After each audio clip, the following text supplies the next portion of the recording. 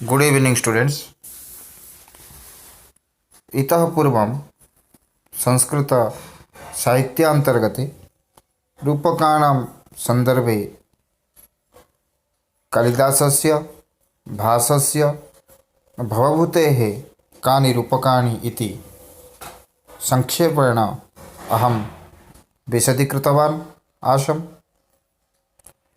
अधुना पश्यामः अस्मिन् दृश्यपटले वीडियो मध्ये वा संस्कृतसाहित्यस्य अन्तर्गते विशाखादत्तस्य शूद्रकस्य भट्टनारायणस्य च रूपकाणि कानि।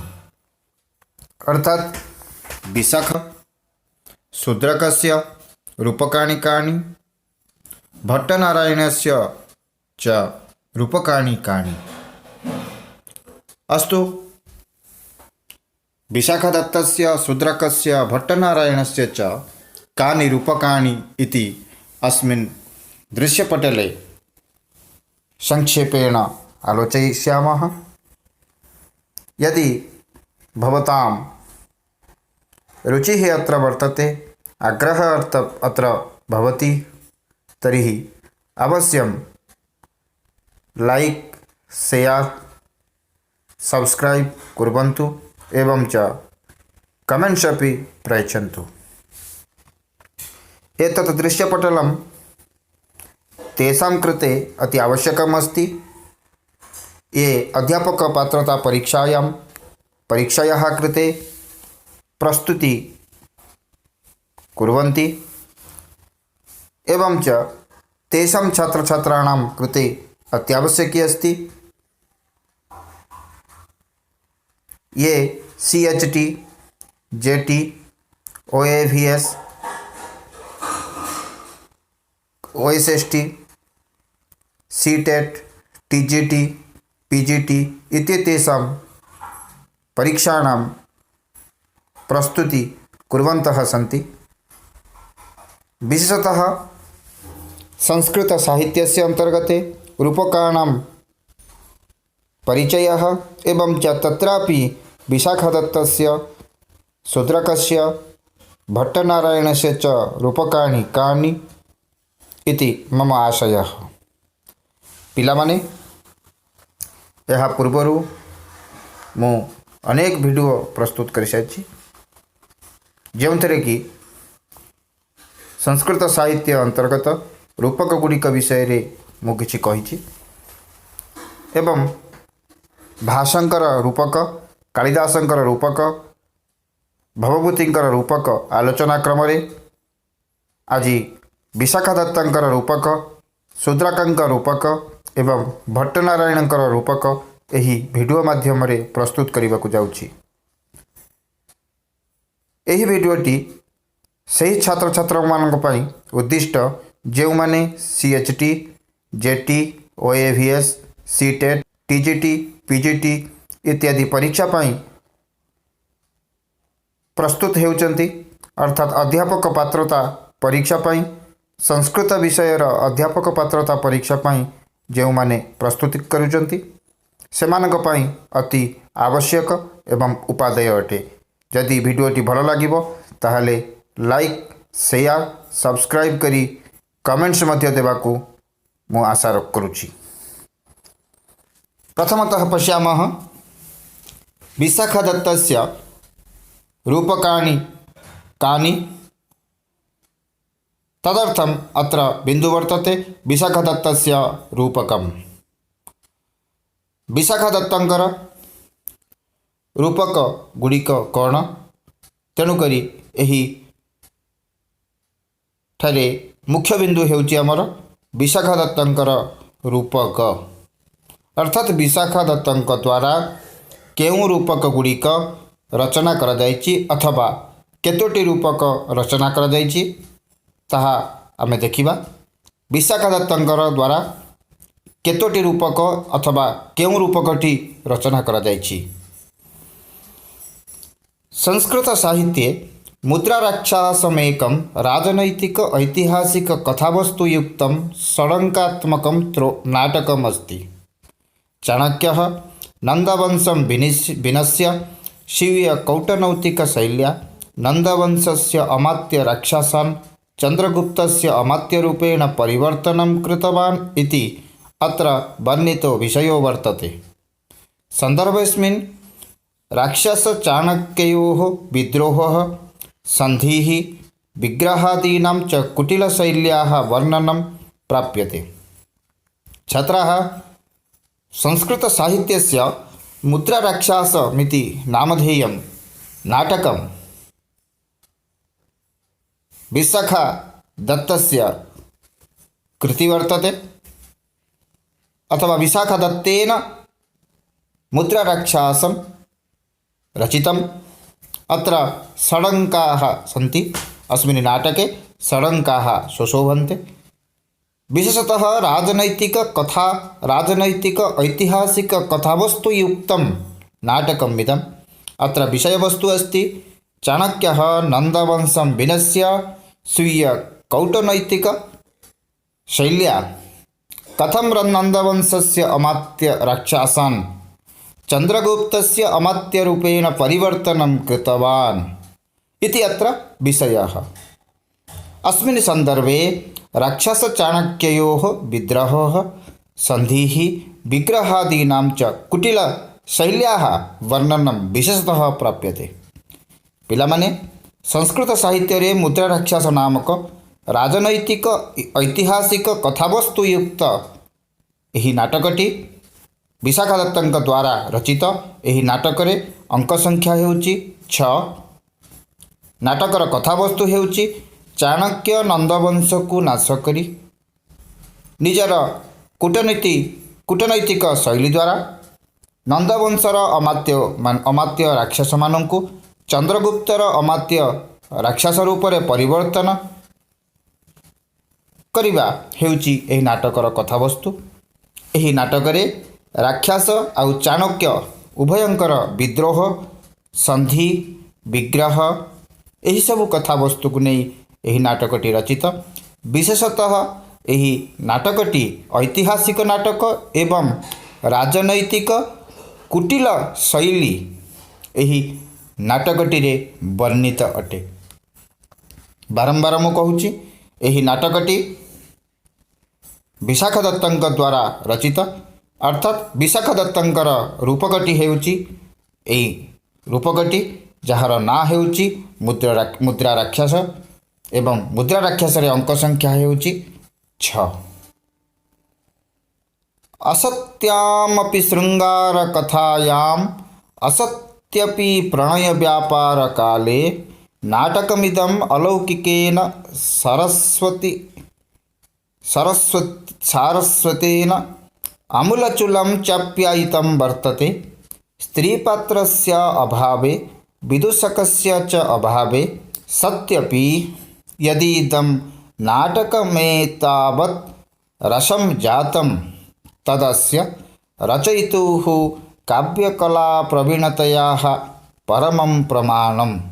अस्य नाटकस्य नायक चन्द्रगुप्तश्चाणक्ययोः वेति विचारणीय विषयः।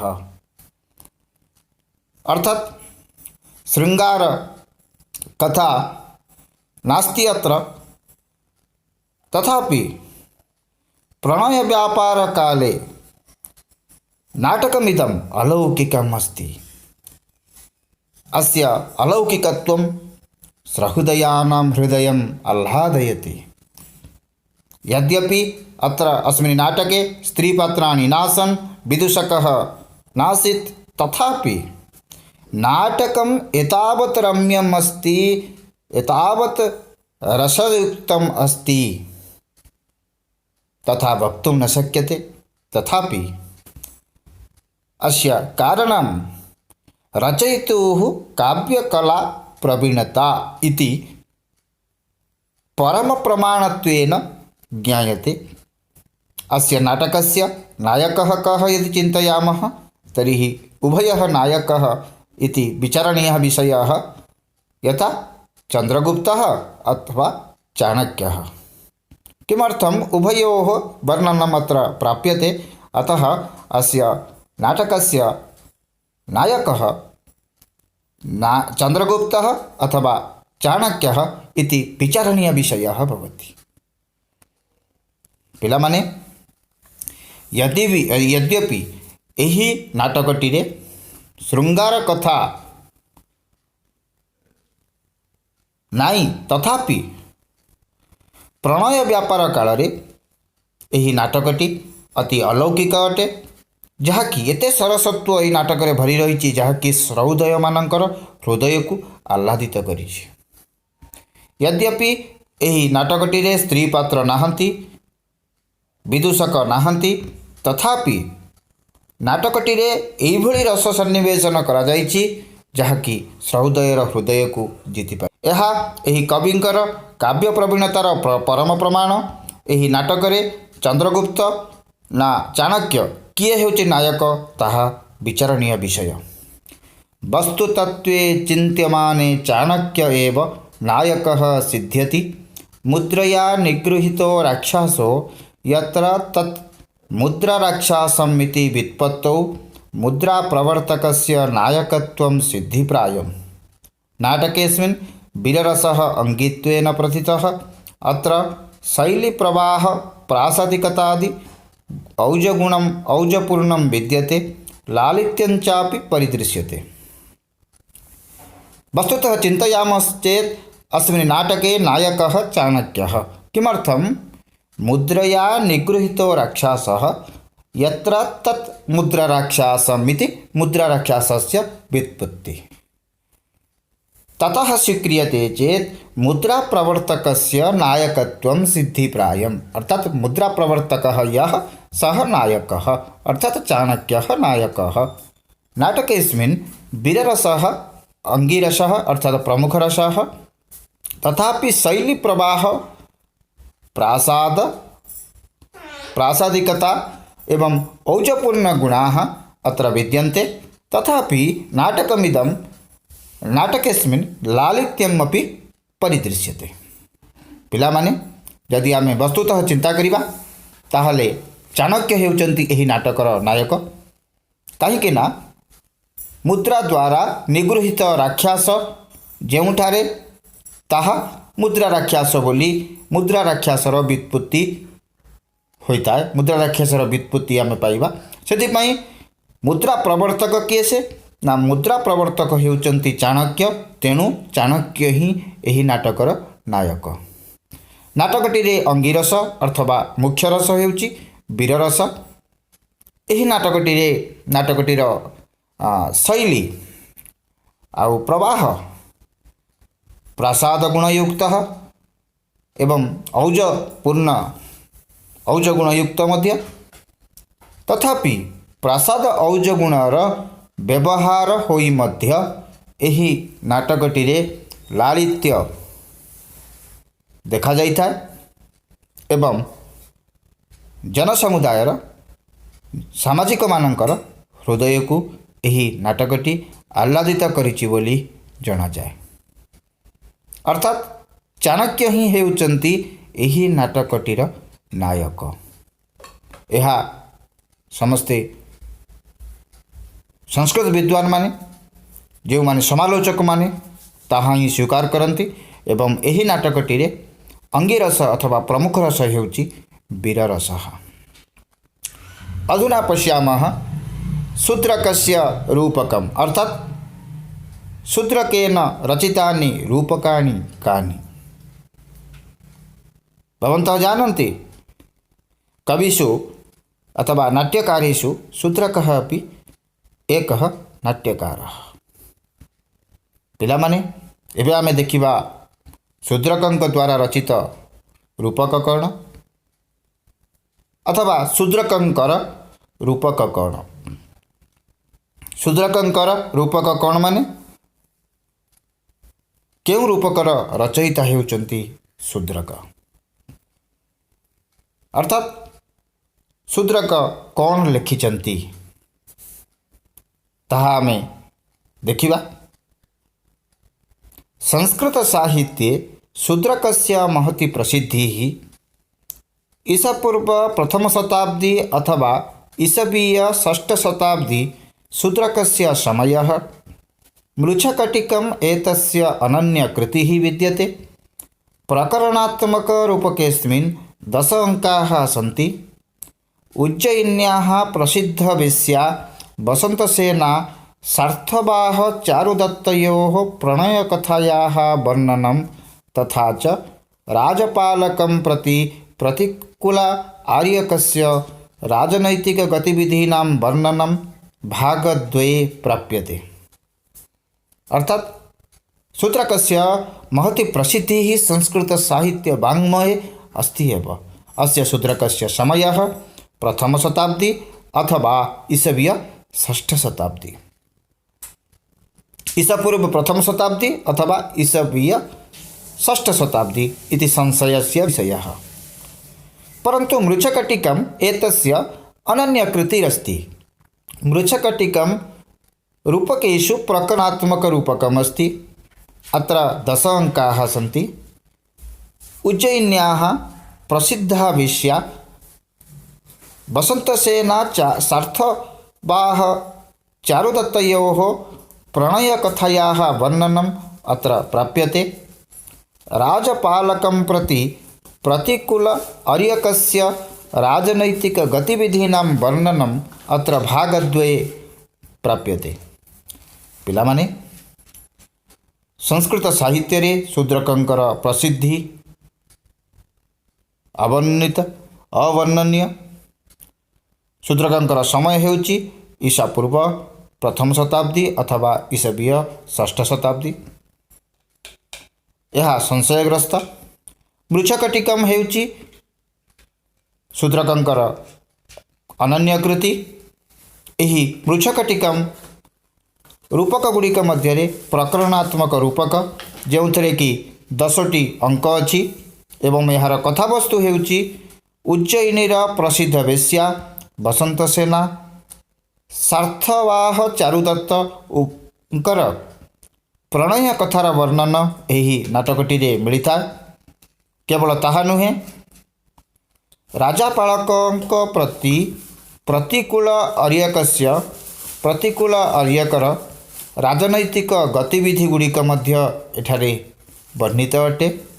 एवं यही मृच्छकटिकम नाटकटी वर्णन 2टी भागरे करा जायछि। प्रथम भागरे कौन करा जायछि एवं द्वितीय भागरे कौन करा जायछि आमे ताकु मध्य आलोचना करिबा।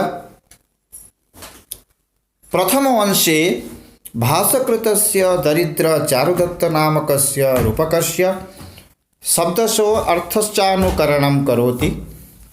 द्वितीय अंशश्च कविप्रतिभा सृष्टः।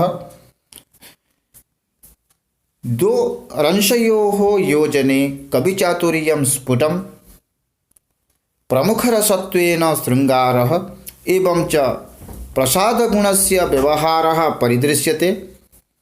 स्थले स्थले करुणशृङ्गारयोः स्निग्धव्यञ्जकतया सह प्रकृतेः मनोरमचित्रणं प्राप्यते। अहम् उक्तवान् आसं यथा अत्र भागद्वयं वर्तते, प्रथम अंशः द्वितीय अंशः। प्रथम अंशे किं वर्णितं? भासकृतस्य दरिद्र चारुदत्त नामकस्य रूपकस्य शब्दशः अर्थश्चानुकरणं प्रथम अंशे अस्ति। एवं द्वितीय अंशे कवेः प्रतिभायाः कविप्रतिभा सर्जित अर्थात सृष्टः। 2 अंशयोः योजने कवेः चातुर्यं परिस्फुटमस्ति। अत्र प्रमुखरसत्वेन शृङ्गारः एवं च प्रसादगुणस्य व्यवहारः संलक्ष्यते। मध्ये मध्ये करुणशृङ्गारयोः स्निग्धव्यञ्जकता अत्र प्रतिपादिता अस्ति। एवं च प्रकृतेः मनोरमचित्रणम् अपि अत्र प्राप्यते। पिलामाने शूद्रकंकर यही मृच्छकटिकम नाटकरे 2टी भाग अच्छी एवं प्रथम भागरे प्रथम अंशरे भाषांक द्वारा रचित दरिद्र चारुदत्त नामक रूपकर केतोड़िए शब्द एवं केतोड़िए अर्थर अनुकरण कर जाइछि। द्वितीय अंशरे कविंक द्वारा कविंकर प्रतिभा को वर्णन करा जाइछि। कविंकर प्रतिभा इति सर्जन करा जाइछि। प्रमुख रस रूपरे श्रृंगार एवं गुण मानक मध्यरे प्रसाद गुण र प्रयोग व्यवहार एठारे देखा दिए। मझिरे मझिरे करुण एवं श्रृंगार व्यंजकता अर्थात उभयर मिलनर व्यंजकता करुण श्रृंगार रसर स्निग्ध व्यंजकता एठारे जणा जाइछि बा मिले। ताहा सहित मध्य प्रकृतिर मनोरम चित्रण एही नाटकटी को अधिक सुशोभित करियछि। अधुना पश्यामः भट्टनारायणस्य रूपकम् अर्थात कं रूपकं भट्टनारायणेन रचितम् अथवा भट्टनारायणस्य रूपकाणि कानि। भट्टनारायण किं लिखितवान्? पिलामाने भट्टनारायणଙ୍କର केउं रूपकटी भट्टनारायणଙ୍କ द्वारा लेखा जाइथिबा रूपकर ना कौन अथवा केउं रूपकटी भट्टनारायणଙ୍କ द्वारा रचित। पिलामाने भट्टनारायण केउं नाटकटी लिखिचंती ताहा देखिबा।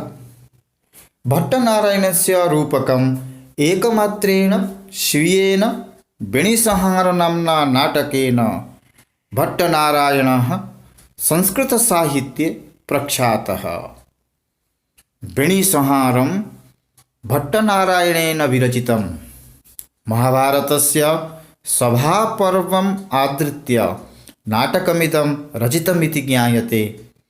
दुःशासन अपमान संतप्ता द्रौपदी घोरां प्रतिज्ञाम् अकृतं यद् अहं दुःशासने निहन्त एव कैस्य संयमनं करिष्यामि। अस्याः एव घटनायाः पूर्तौ न महाभारतस्य या कथा सा अत्र वर्णिता। अर्थात भट्टनारायणेन एकमेव रूपकं रचितं। तस्य रूपकस्य नाम अस्ति बेणिसंहारम् एवं एतद् रूपकं नाटकमस्ति।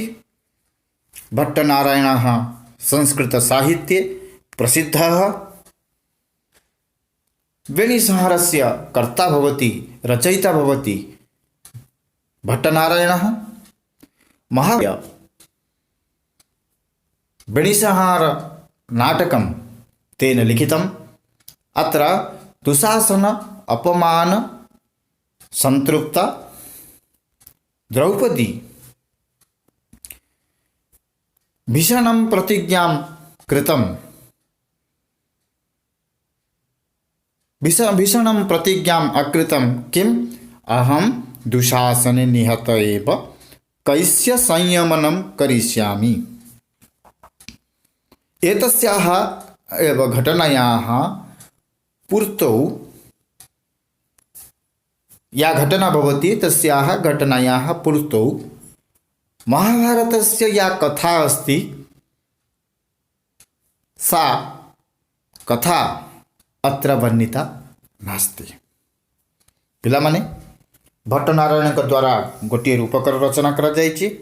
सेही रूपकर नाँ हेउछि अर्थात भट्टनायकଙ୍କ द्वारा गोटे रूपक रचना करा जायछि एवं सेही रूपकर नाँ हेउछि बेणिसंहार।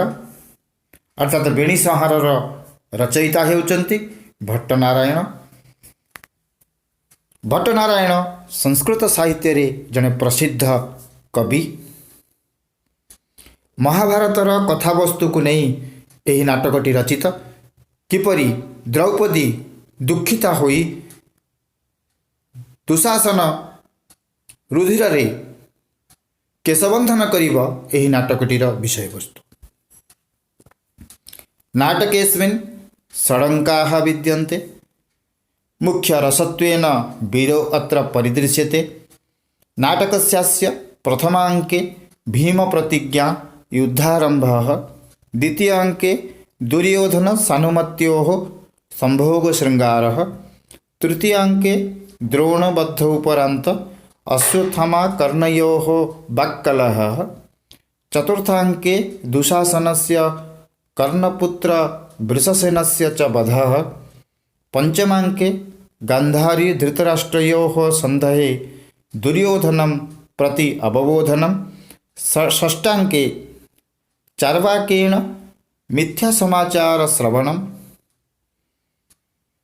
युधिष्ठिर द्रौपद्योः प्राणोत्सर्गस्य संकल्पना, गदायुद्धि भीमेन दुर्योधनस्य वधम् इत्यादीनां वर्णनम् अस्मिन् नाटके प्राप्यते। पिलामाने एही नाटकटिरे 6टी अंक। मुख्य रस रूपरे एही नाटकटिरे वीररस सुशोभित। नाटकटीर प्रथम अंकरे भीम प्रतिज्ञा युद्ध आरंभ, द्वितीय अंकरे दुर्योधन सानुमति उभयंकर संभोग श्रृंगार रसर वर्णन, तृतीय अंकरे द्रोण बद्ध हो सारा पर द्रोण मरीगला परे अश्वत्थामा कर्ण उभयंक मध्य कलह, चतुर्थ अंकरे दुःशासन कर्णपुत्र वृषसेनर वध, पंचम अंकरे गांधारी धृतराष्ट्रंकर संधि पाई दुर्योधन को प्रति अवबोधन, षष्ठ अंकरे मिथ्या समाचार श्रवण, युधिष्ठिर द्रौपदींकर प्राण उत्सर्ग संकल्पना, गदायुद्धरे भीम दुर्योधन को वध करिथिवार वर्णन मिलता है। एहीपरि रूपे नाटकर कथावस्तु को अति मार्मिक शैली रे अति रोचकता युक्त एवं सामाजिक मानकर हृदय को आह्लादित करिबा पई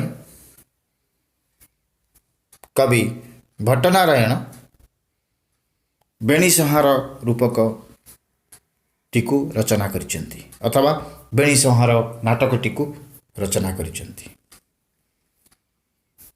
एथिरु स्पष्ट रूपे प्रमाणित हेउति जे द्रौपदी जो उद्घोषणा करथिले दुखित होई एहाकु साकार करने को जाए भीम दुर्योधन को बाधा करथिले एवं दुर्योधनकर रुधिर रे अर्थात रक्त रे द्रौपदींकर केश बंधन करा जाइथिला, केश को बांधा जाइथिला अर्थात दुर्योधन रक्त रे द्रौपदी निजर केश को बांधी दिले। महाभारत ठारू भिन्न किछि कथावस्तु को नहीं महाभारत ठारू यद्यपि महाभारतर कथावस्तु को आधारित करी एही नाटकटी रचना करा जायछि, तथापि महाभारत रे जेउ भली वर्णन करा जायछि ताठू किछि भिन्न एही नाटकटी रे वर्णित अटे। तथापि सामाजिक दर्शक मानक हृदय को एही नाटकटी आह्लादित करिछि, जेउथिपाई कि संस्कृत साहित्य इतिहास रे एही भट्टनारायण द्वारा रचित नाटक बेणीसंहार नाटकटी आदृत अटे। मोर आशा एवं विश्वास जे एही वीडियो द्वारा तुमे माने तीनोटी रचयितांकर रूपक विषयर ज्ञान पाइथिबो। जदि वीडियोटी भल लागिथिबो ताहे निश्चित भावे लाइक शेयर सब्सक्राइब करी କମେଣ୍ଟସ୍ ଦେବ।